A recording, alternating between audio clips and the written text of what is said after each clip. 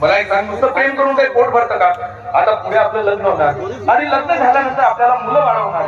मग सांग, आपल्याला आपला संसार चालवण्यासाठी पैसा कमवावा लागेल की नाही? आणि त्यासाठी काम धंदा नोकरी करावी लागेल ना. मला एक सांग, मी एवढी श्रीमंत असताना तुला नोकरीची काय गरज? आणि तू माझ्याशी लग्न केलं तर या घरचा जवाईच होशील ना, श्रीमंतांचा जवाई होशील की नाही होशील?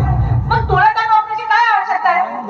हे बघ कोमल, तुला चांगलं माहिती आहे की मी तुझी संपत्ती किंवा तुझे सौंदर्य पाहून तुझ्यावर प्रेम केलेलं नाहीये.